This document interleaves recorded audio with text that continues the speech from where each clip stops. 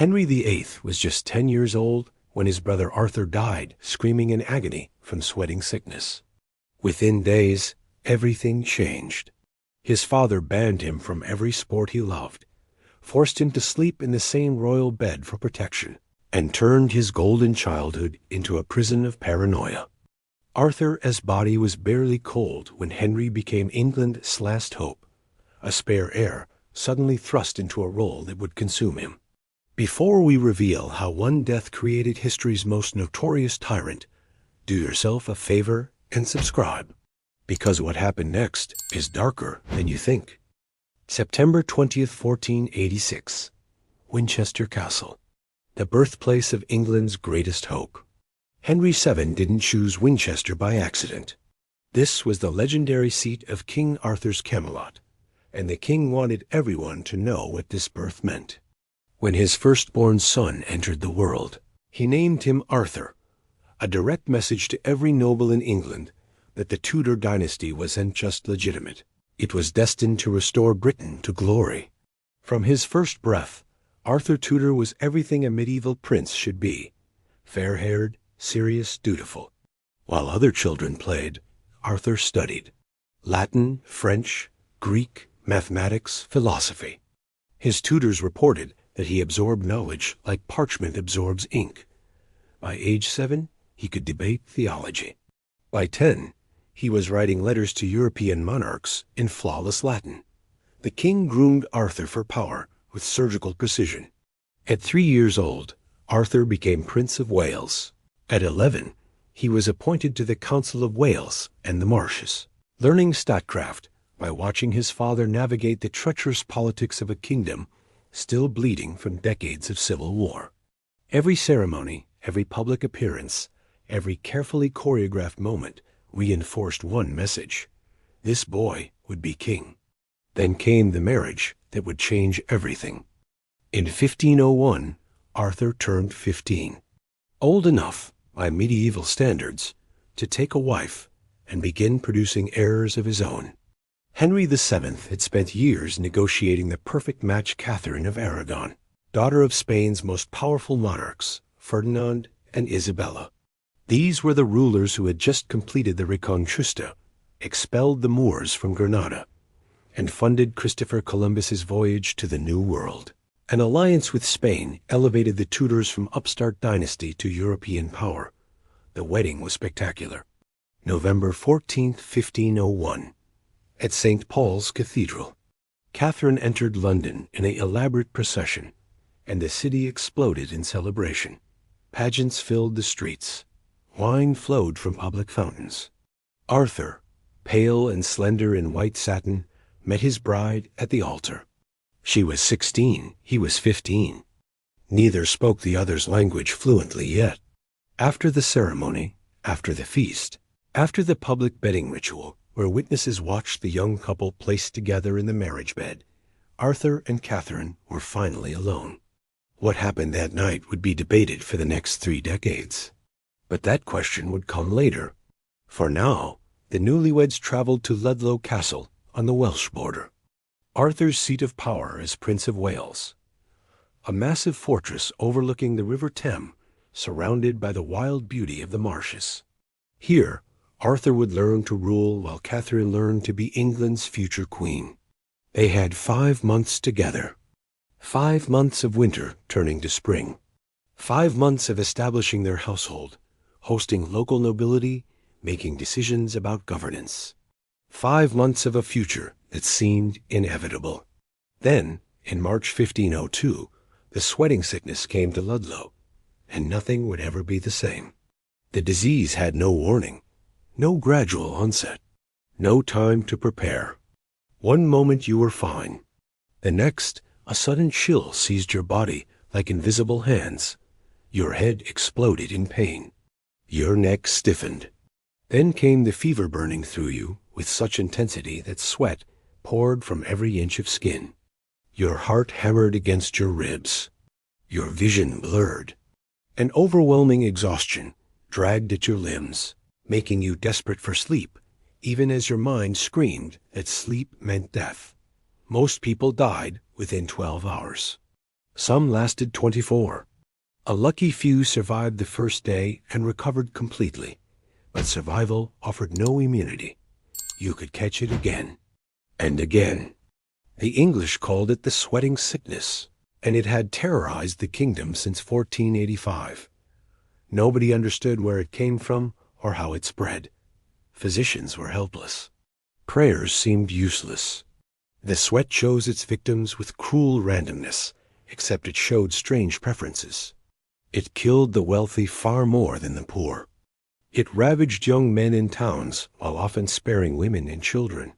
And it remained almost exclusively English, rarely crossing into Scotland or the continent.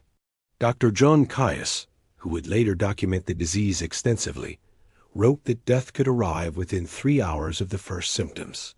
3 hours from health to corpse. The speed was what made it so terrifying. You could attend a feast feeling perfectly well and be dead before the dishes were cleared. The symptoms were unmistakable once they began. After the initial cold shivers and head pain came the profuse sweating that gave the disease its name. Victims experienced violent aches throughout their entire body. Their pulse raced wildly. Dizziness made standing impossible. Then came delirium, vomiting, heart palpitations, so severe that witnesses could see the chest visibly shaking. The disease moved through communities like an invisible fire. In London, it killed 50 people per day during major outbreaks. Entire households collapsed within days. Thomas Cromwell would later lose his wife and both daughters to the sweat within a single year. The streets emptied as those who could afford to fled to the countryside, while the poor remained trapped in disease-ridden cities. What made the sweating sickness even more haunting was its mystery. The symptoms resembled influenza, scarlet fever, and typhus, yet matched none of them perfectly. Modern medical researchers remain baffled. Some theorize it was a hantavirus carried by rodents. Others suggest an aggressive form of relapsing fever. But no definitive answer exists because the disease simply vanished after 1578, never to return. In March 1502, as spring thawed the frozen ground around Ludlow Castle, the sweat arrived in Wales. The disease moved through the castle servants first. Then it reached the royal apartments. Both Arthur and Catherine fell ill on the same day. The prince who had seemed so vital, so full of promise, suddenly lay shivering and burning in his bed. Physicians rushed to his side, but they carried no cure. Only prayers and cold compresses. Catherine fought the infection in her own chambers, barely conscious. One of them would survive. The other would not. April 2nd, 1502, just before dawn. Prince Arthur Tudor died at Ludlow Castle, 6 months before his 16th birthday. The news traveled slowly at first. Messengers rode through the night toward London, carrying the words that would shatter a kingdom. Henry VII was at his palace in Greenwich when a messenger arrived and requested a private audience. The king's confessor entered the royal bedchamber first, waking Henry with whispered condolences before delivering the message no parent wants to hear. The king's grief was immediate and overwhelming. Witnesses reported that Henry VII, normally so controlled and calculating, broke down completely. He sent for his wife Elizabeth of York, and when she arrived, he collapsed into her arms. The queen, though devastated herself, tried to comfort him by reminding him they still had other children. They were both young enough to have more sons. But her words provided little solace. Meanwhile, at Ludlow, Catherine of Aragon lay in her own bed, weak but alive. The same disease that killed her husband had released its grip on her just enough for survival. As she slowly regained consciousness over the following days, servants had to tell her that she was now a widow. 16 years old, in a foreign country where she barely spoke the language, married for 5 months, and suddenly alone. Catherine's position became immediately precarious. Her entire purpose for being in England to cement the Spanish alliance through marriage to the heirhead vanished with Arthur's last breath.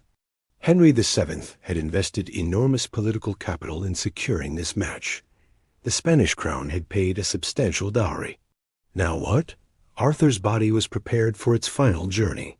Not back to London, where kings and princes typically found their rest, but to Worcester Cathedral. The funeral procession moved slowly eastward from Ludlow, through the English countryside. Nobles and clergy lined the route. Bells tolled in every village the cortege passed. Worcester Cathedral received the prince with full ceremony. They laid him to rest in an elaborate chantry chapel near the high altar, a position of honor befitting his rank.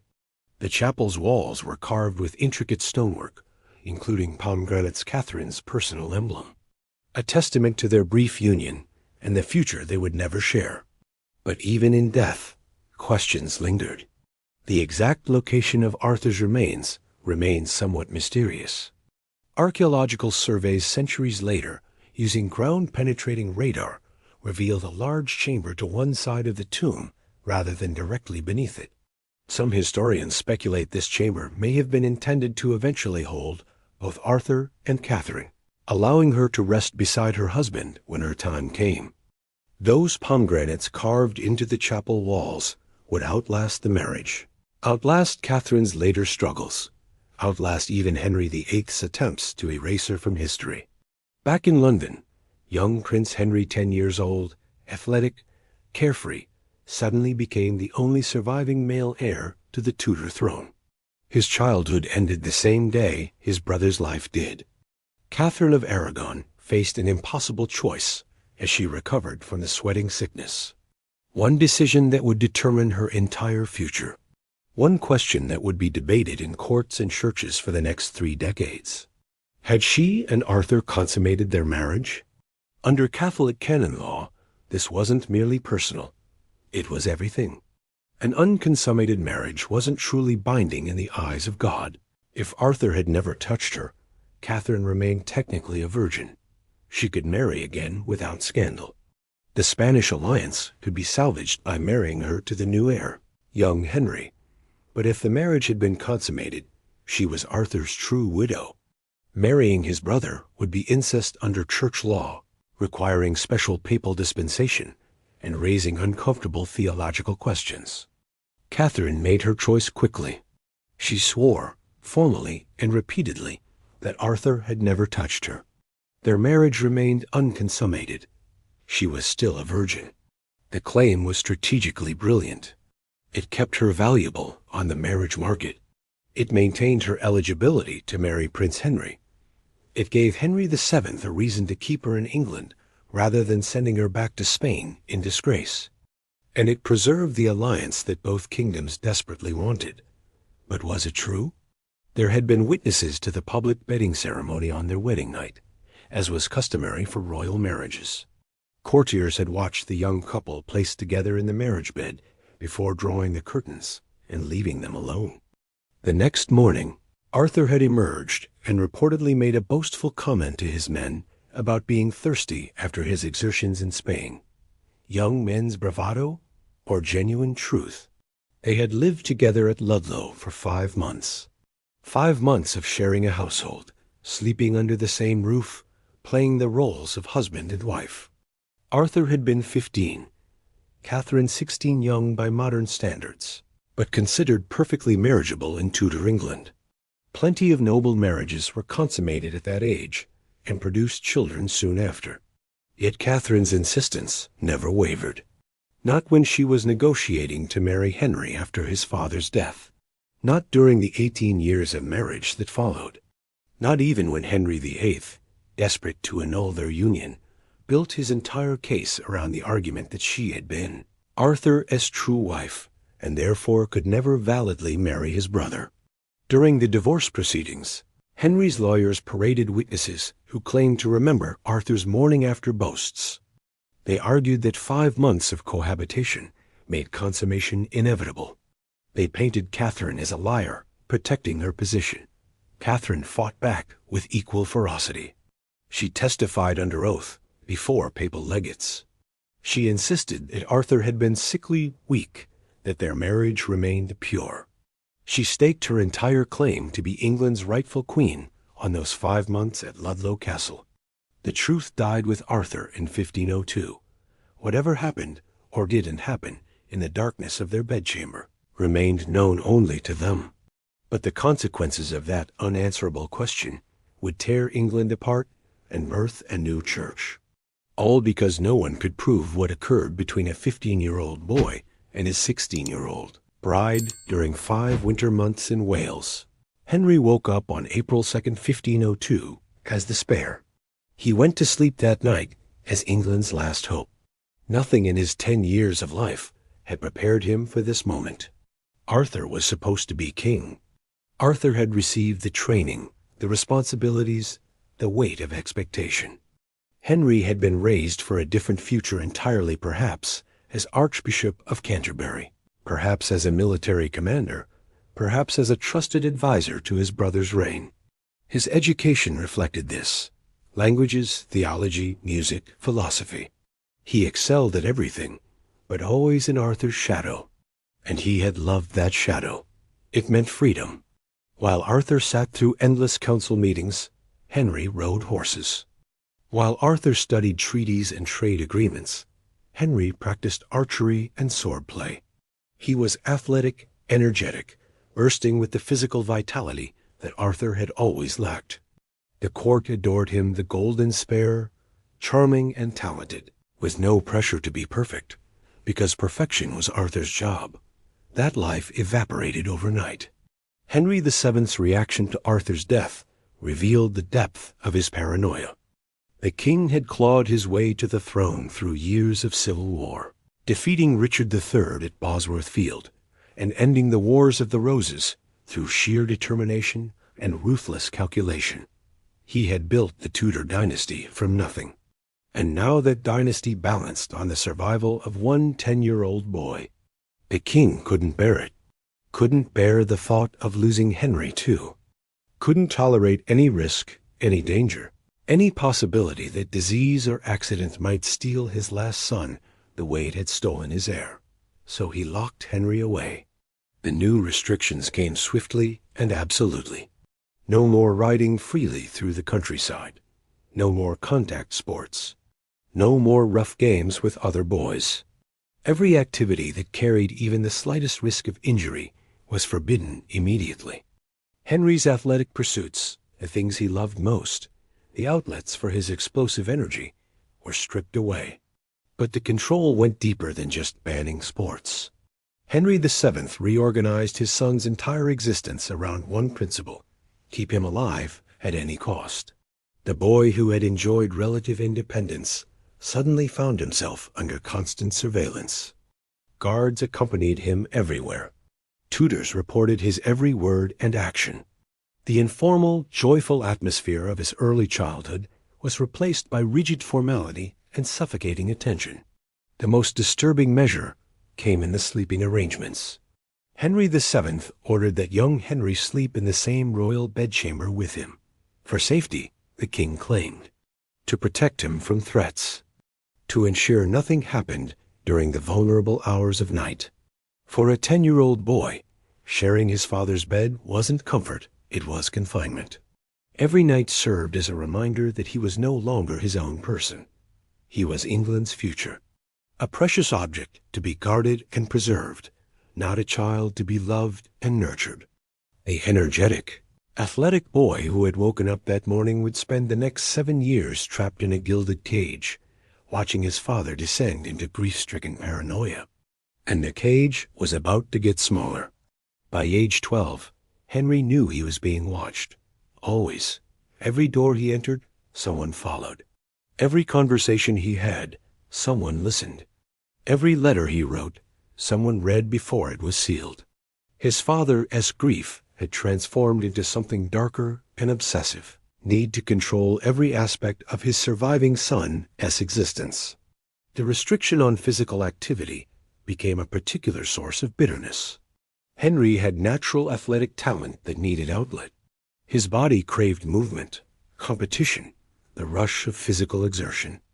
But jousting, the sport that defined noble masculinity in Tudor England, was absolutely forbidden. Too dangerous. Too many opportunities for injury. Too much risk for England's only heir. Henry watched from palace windows as other young nobles trained in the tilt-yard. He saw them compete in tournaments, earning glory and admiration, while he remained trapped inside studying Latin texts and musical compositions. The resentment built like pressure in a sealed container. When Henry turned 12, he officially joined the royal household. In normal circumstances, this milestone would have brought increased independence and responsibility. For Arthur, it had meant real power appointments to councils, involvement in governance, opportunities to learn statecraft through practice. For Henry, it meant more of the same suffocation. His father's oversight intensified rather than relaxed. Every decision about Henry's education, his companions, his daily schedule required the king's approval. Henry VII scrutinized even minor details: what Henry ate, what he wore, who he spoke to during meals. The message was clear: you exist to survive, not to live. The psychological impact of this constant surveillance shaped Henry in ways his father never intended. He learned that authority meant total control. He observed that power gave you the right to impose your will absolutely on those beneath you. He absorbed the lesson that kings answered to no one, that their word was law, that questioning them was dangerous. But he also learned to hide his true thoughts, to smile and comply while rage simmered beneath the surface, to present one face to his father while nursing private resentments and dreams of freedom. The diplomatic skills that would later help him navigate complex political situations were honed during these years of performing obedience while internally rebelling. The ban on dangerous activities particularly galled him because he could see his own natural abilities going to waste. He was taller than most boys his age, broad-shouldered and strong. His reflexes were quick, his competitive spirit fierce. Everything in him screamed to test himself physically, to prove his worth through action rather than merely existing as a precious dynastic commodity. The clash of wills between father and son grew more pronounced as Henry entered adolescence. He wanted to hunt, to joust, to engage in the martial pursuits that defined kingship. His father wanted him sealed away from all risk, preserved like a relic in a shrine. Neither understood that the cage itself was causing damage, that restriction and surveillance were creating psychological wounds that would fester for decades. Then, in 1503, the one person who might have softened this prison died. February 11, 1503. Henry's mother died 9 days after giving birth to a daughter. Elizabeth of York had been the warmth in Henry's increasingly cold world. While his father imposed restrictions and surveillance, his mother had offered affection and understanding. She was the one who smiled at his musical performances, who praised his scholarly achievements, who reminded him that he was still a person beneath all the dynastic pressure. Now she was gone. Henry was 11 years old. In just under a year, he had lost the brother he admired and the mother who loved him unconditionally. The two losses created a void that his controlling, grief-stricken father could never fill. Elizabeth's death devastated Henry VII even more profoundly than Arthur's had. The king had genuinely loved his wife unusual in a royal marriage that had begun as political necessity. She had been his partner through years of establishing the Tudor dynasty, bearing his children, softening his harsher edges with her York lineage and gentle nature. Without her, Henry VII's paranoia intensified. The man who had already been overprotective became impossible. His mental state deteriorated visibly. Courtiers whispered about the king's dark moods, his obsessive counting of money, his inability to find joy in anything. The palace atmosphere turned oppressive. For young Henry, his mother's death meant losing the only buffer between himself and his father's suffocating control. Elizabeth had occasionally interceded on his behalf, gently suggesting that perhaps the boy needed some freedom, some outlet for his energy. Without her moderating influence, there was no one to advocate for his needs. The isolation became total. Henry's siblings were either dead or significantly younger. His sister Margaret had married the King of Scotland and moved away. His sister Mary was just 7. His half-siblings from his father's various affairs held no real position in his life. He had no close companions his own age. His father controlled who could spend time with him, and genuine friendship was impossible under constant supervision. The contrast between his early childhood and his adolescence couldn't have been starker. Before Arthur's death, Henry had been surrounded by laughter, activity, and maternal affection. His days had been filled with play, learning, and the kind of carefree exploration that healthy children need. Now his days consisted of formal lessons, formal meals, formal appearances, all under his father's watchful eye. No spontaneity, no privacy, no space to develop his own identity separate from his role as England's heir. The psychological toll was immense, though invisible to most observers. Henry learned to perform the role expected of him while his true self retreated inward. He became adept at wearing masks, at showing people what they wanted to see while hiding his genuine emotions. He also began to understand something fundamental about power. Those who had it could hurt you, control you, trap you. But someday, if he survived, he would be the one with absolute power. And when that day came, no one would ever control him again. He just had to wait, and endure, and remember. April 21st, 1509. Henry VII died at Richmond Palace. Within hours, 17-year-old Henry did something that revealed everything about the prison he'd been living in. He immediately ordered horses saddled and rode to the tilt-yard. After 7 years of prohibition, he was finally going to joust. The young king threw himself into the sport with reckless intensity. He competed in tournament after tournament, often multiple times per week. Opponents faced an impossible dilemma. How do you fight against your king without risking injury to him, but also without obviously letting him win and damaging his pride? Most chose caution. They pulled their strikes, aimed their lances carefully, allowed Henry to score points. He won frequently and gloried in it, seemingly unaware or uncaring that his opponents were holding back. What mattered was the freedom, the physical release, the ability to finally do what he wanted without his father's suffocating oversight. But the damage ran far deeper than simple resentment about sports. Those 7 formative years between ages 10 and 17 had taught Henry lessons he would never unlearn. He had watched his father exercise absolute control over another person's life and seen that no one could stop him. Kings did what they wanted. Their authority was total. Questioning them was futile. He had also learned that disease and death could strike without warning, stealing away the people you loved and destroying carefully laid plans in moments. Arthur's death from sweating sickness had planted a seed of terror about illness that would grow into full-blown hypochondria. The speed of it, healthy one day, dead within hours, created a paranoia that never left him. The surveillance he had endured taught him that trust was weakness. If his own father couldn't trust him enough to allow basic freedoms, how could he trust anyone else? Everyone had motives. Everyone wanted something. Constant vigilance was the only defense. Most dangerously, the isolation had prevented him from developing normal emotional connections. He had never learned how to have genuine friendships based on mutual respect rather than hierarchy.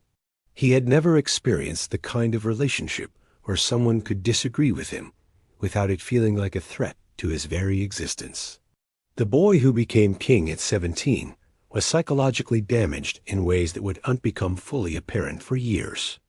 He seemed magnificent at first, tall, handsome, athletic, intelligent, generous. The contrast with his miserly, paranoid father delighted everyone. England celebrated having a young, vigorous king who loved music, poetry, sports, and spectacle. But beneath the golden exterior, the foundations were cracked. The obsessive need for control, the terror of disease, the inability to accept disagreement, the conviction that his will should never be thwarted, the tendency to see challenges to his authority as existential threats. These weren't just personality quirks. They were psychological wounds carved into him during those 7 years of surveillance and restriction. And one obsession would dominate his entire reign, driving every terrible decision that followed. The desperate, consuming need for a male heir. A spare. A backup. Because he knew, better than anyone, what happened when there was no spare. Summer, 1528. The sweating sickness returned to England with a vengeance. Henry VIII, now 37 years old and king for 19 years, reacted with absolute panic. The moment he received word that the sweat had appeared in London, he ordered the court immediately disbanded. No gradual departure.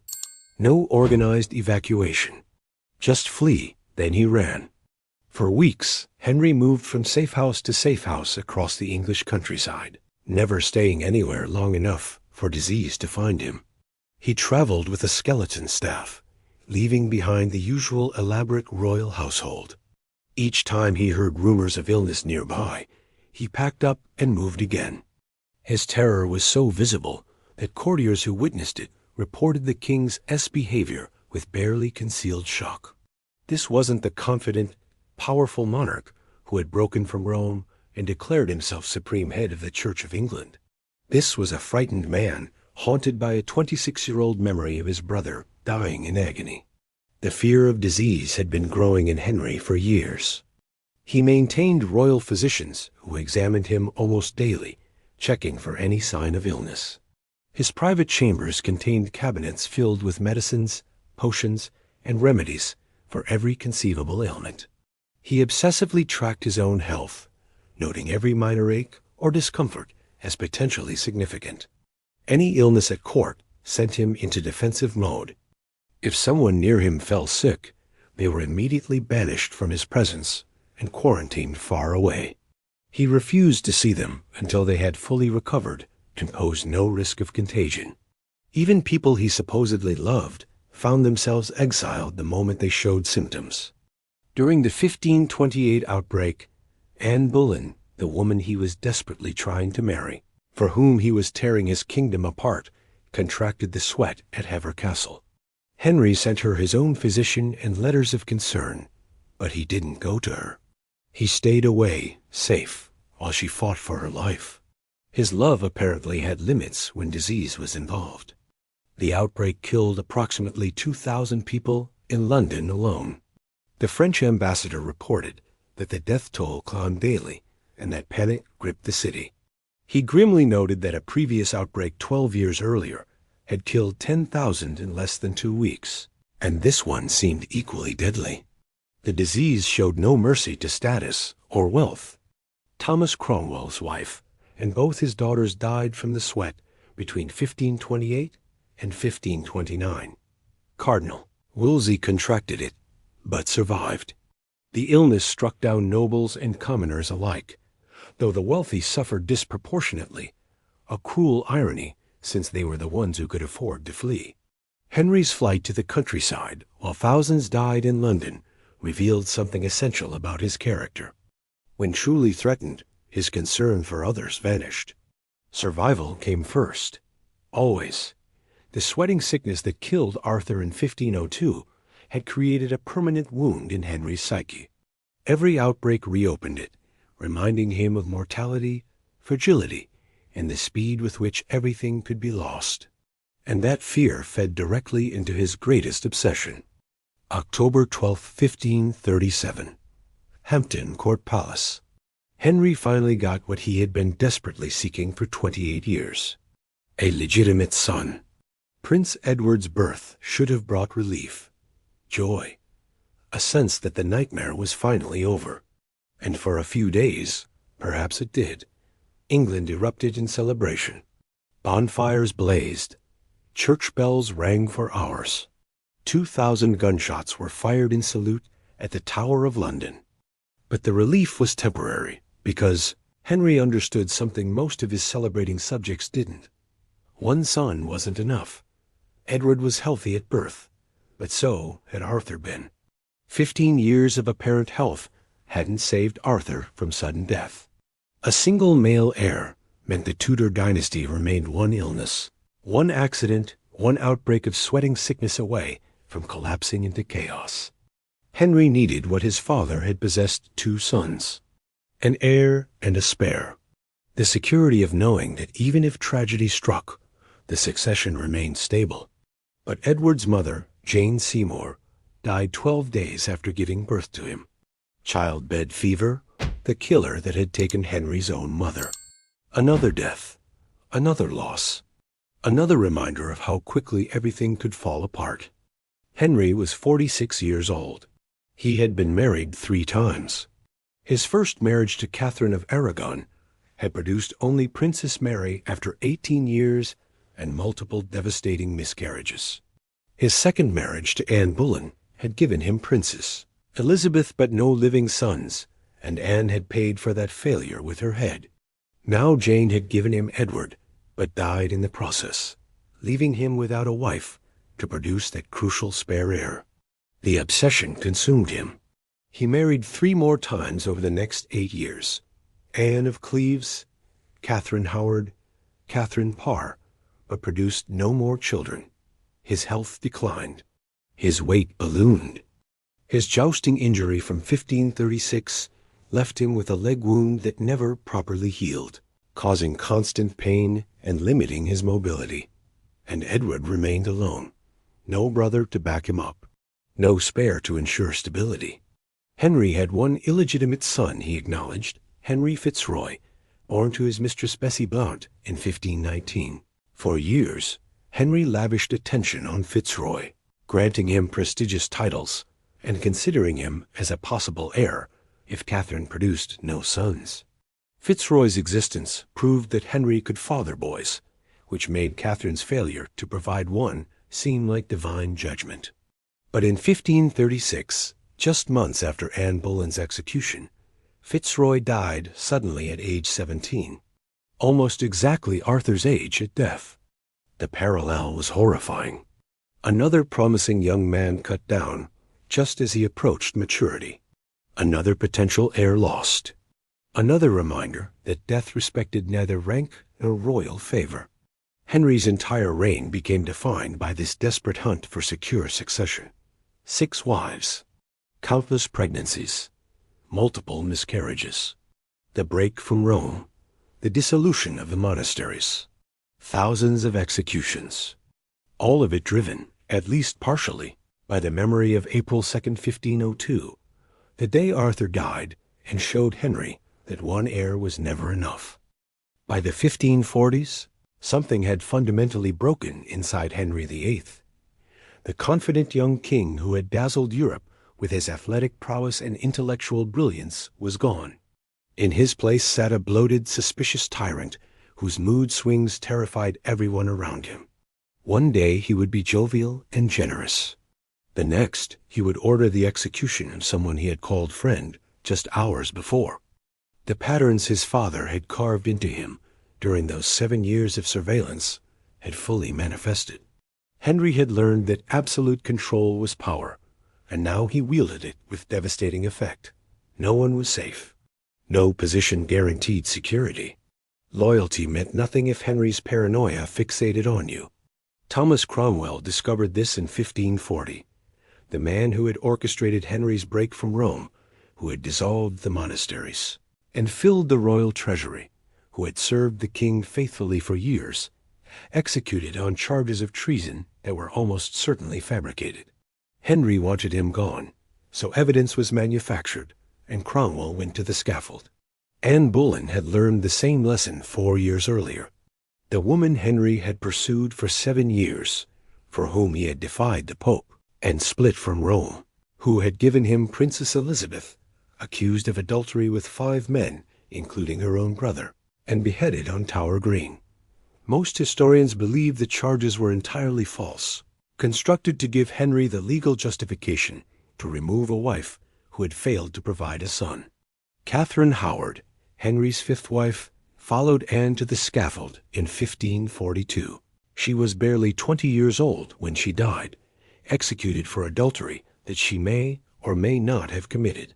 Henry's fury at her alleged betrayal was so intense that he reportedly wept in council meetings while simultaneously demanding her death. The executions weren't limited to wives and ministers. Sir Thomas More, the brilliant scholar and former Lord Chancellor, was beheaded in 1535 for refusing to acknowledge Henry as supreme head of the Church. Margaret Pole, Countess of Salisbury and the last of the Plantagenets, was executed in 1541 at age 67 in a horrifically botched beheading that required 11 blows of the axe. Some courtiers whispered that Henry ordered executions based on dreams, that he would wake from nightmares about betrayal and immediately suspect those who appeared in them. Whether this was literal truth or fearful exaggeration hardly mattered. The fact that people believed it revealed how unpredictable and dangerous he had become. His physical health deteriorated in parallel with his mental state. The ulcerated leg wound from his 1536 jousting accident caused constant pain and periodically became infected, filling the air around him with the stench of rotting flesh. His weight made movement difficult. He required mechanical devices to haul him upstairs and specially constructed chairs to support his massive frame. The pain likely contributed to his increasingly volatile moods. Modern medical analysis suggests he may have suffered from Cushing's syndrome in his final years, a hormonal disorder that causes weight gain, mood swings, and paranoia. But the psychological damage preceded any physical illness. The seeds planted in childhood had finally grown into their full twisted form. Henry VIII believed with absolute certainty that God had personally chosen him to rule England. This wasn't mere propaganda or convenient political theater. Henry genuinely, deeply believed that his authority came directly from God and that when he prayed, divine ears listened. This conviction shaped every decision he made and justified every action he took, no matter how brutal. When he broke from Rome in the 1530s, it wasn't just about divorcing Catherine. In Henry's mind, he was correcting a theological error. The Pope had no rightful authority over England. God had appointed Henry as supreme head of the Church of England, and anyone who disagreed was defying divine will. This belief made him psychologically incapable of accepting that he might be wrong. If God approved his actions, then opposition wasn't merely political disagreement, it was heresy. Those who challenged him weren't just breaking the law, they were rebelling against God's chosen instrument.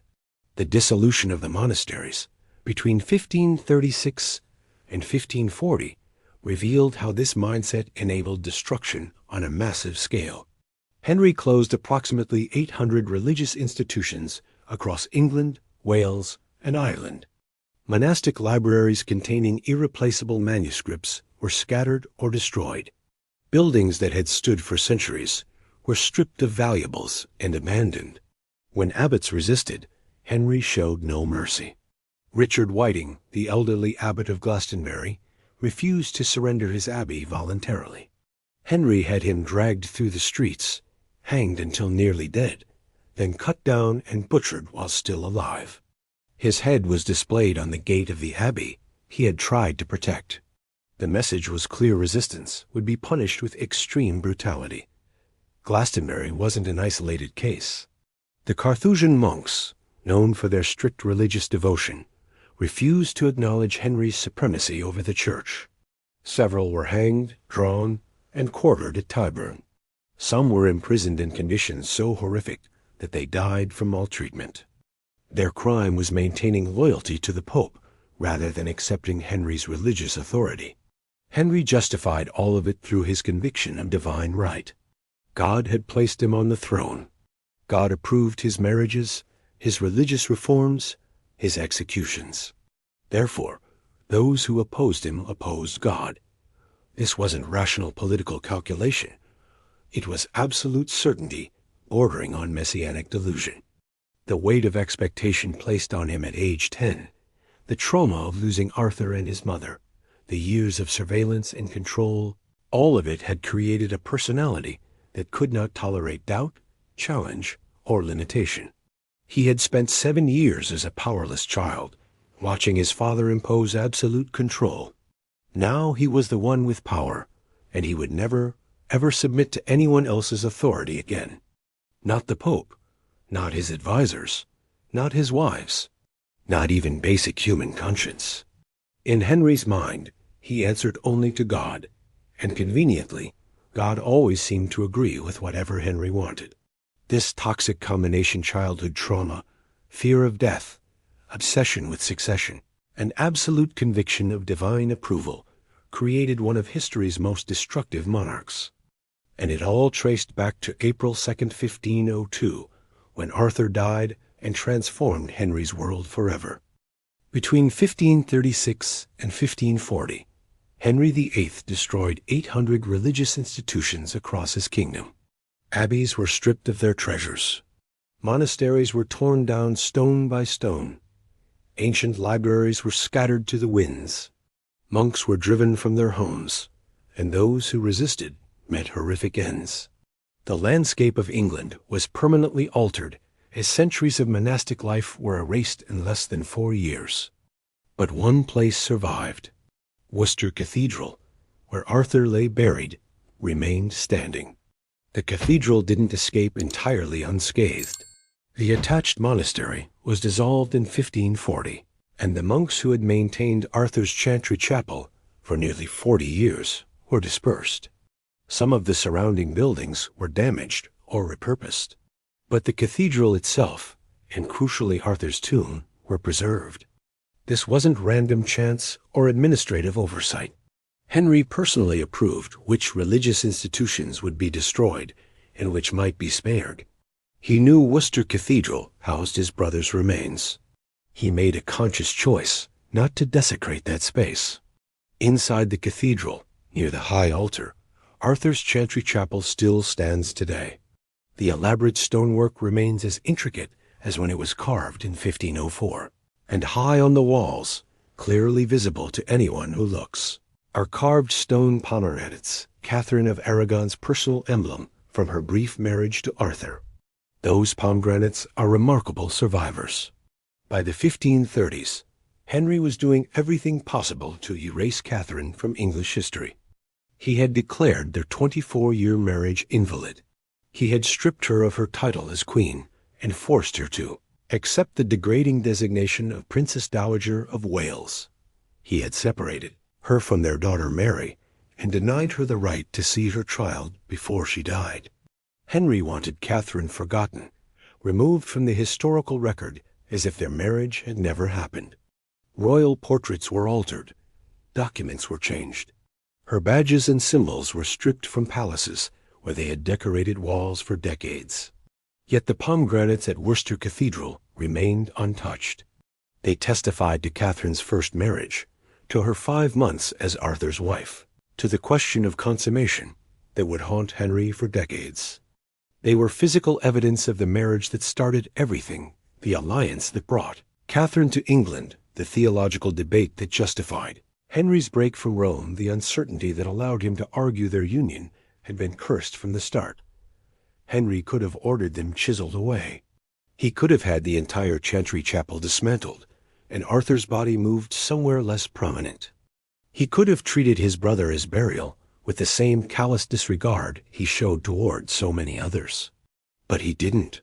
Whatever darkness had consumed Henry's soul, whatever paranoia and cruelty had taken root, some part of him couldn't bring himself to violate Arthur's resting place. The brother who died at 15, whose death had destroyed Henry's childhood and warped his entire life, still commanded respect even from the tyrant Henry had become. Arthur's tomb was sacred in a way nothing else was. July 23, 1536. Henry Fitzroy, Duke of Richmond and Somerset, died at St. James's Palace. He was 17 years old. Henry VIII's only acknowledged illegitimate son.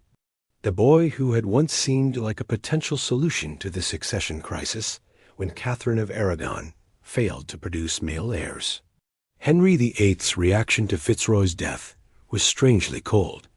There was no elaborate state funeral, no public mourning period, no grand procession through London streets.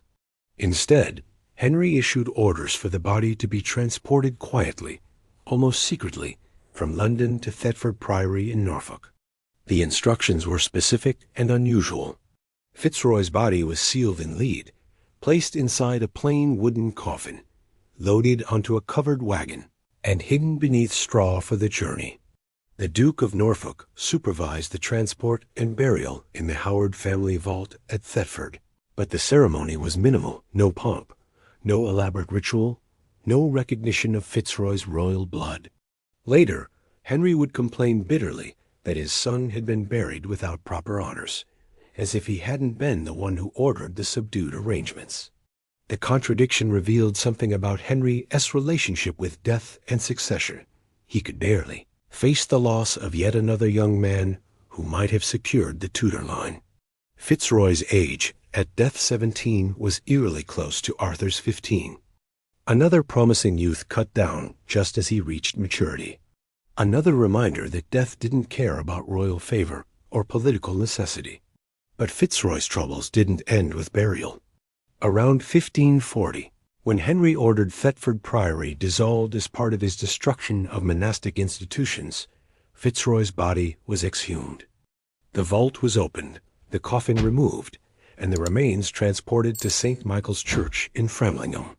There, he was placed in a temporary grave inside the main church while Thomas Howard, Duke of Norfolk, arranged for proper tombs to be built. Norfolk commissioned 2 elaborate monuments at Framlingham, one for himself, and one for his young kinsman Fitzroy. But before the work was completed, Norfolk fell from Henry's favor and was thrown into the Tower of London under sentence of death. Only Henry VIII's own death saved Norfolk from execution. The tomb construction halted immediately. Fitzroy's body remained in its temporary location for years, while political fortunes shifted and Norfolk rotted in prison. Work didn't resume until around 1555, nearly 20 years after Fitzroy's death. This meant another exhumation, another disturbance, another journey for remains that should have been left in peace decades earlier.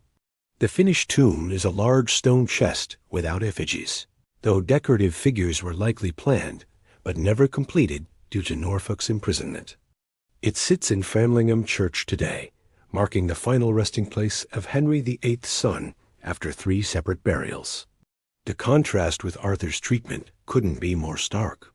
Arthur received immediate honor, a permanent location, and protection, even during Henry's most destructive period. Fitzroy received secrecy, multiple disturbances, and a tomb that took 20 years to complete. The difference revealed which death truly haunted Henry VIII. When historians finally examined Henry Fitzroy's remains centuries later, they discovered something disturbing. The body had decayed far more extensively than it should have. Royal burials from the Tudor period typically show remarkable preservation due to elaborate embalming practices. Bodies were treated with spices, wrapped in protective cerecloth, and sealed in lead coffins that prevented exposure to air and moisture. When other nobles from this era were exhumed for historical or archaeological reasons, their remains often showed minimal decomposition, even after 500 or 600 years. Fitzroy's skeleton told a different story. His skin had completely decayed. The protective wrappings that should have preserved him had been removed at some point, exposing the body to air and accelerating deterioration. Only his teeth remained in perfect condition, white and intact, suggesting that whatever disturbance occurred happened after burial rather than during the original preparation. The most likely explanation points to those multiple exhumations. Each time Fitzroy's coffin was opened and his body moved from Thetford to Framlingham, from the temporary grave to the permanent tomb, there were opportunities for the protective cerecloth to be damaged or removed. Perhaps someone wanted to verify the body's identity. Perhaps the wrappings had deteriorated during storage. Perhaps the long delay between burials made proper preservation impossible. Whatever the reason, the result was the same. Fitzroy's remains suffered from neglect that would have been unthinkable for someone of his rank under normal circumstances. He was, after all, the son of a king. He had been granted the titles Duke of Richmond and Somerset, Lord High Admiral, and a position on the Privy Council. Henry had lavished attention on him for years. using him as proof that the king could father healthy sons and considering him as a potential heir when legitimate options seemed exhausted. Yet his burial was hasty and secretive. His body was moved multiple times without care for preservation. His tomb took 2 decades to complete. And through all of this, Henry VIII, who supposedly loved this boy, did nothing to ensure he received appropriate honors. Compare this to Arthur's burial. Immediate transport to Worcester Cathedral, an elaborate chantry chapel built within 2 years of his death, a permanent, honored location that remained undisturbed even when Henry was destroying religious institutions across England. Carved pomegranates still visible on the walls, testifying to Arthur's marriage and significance.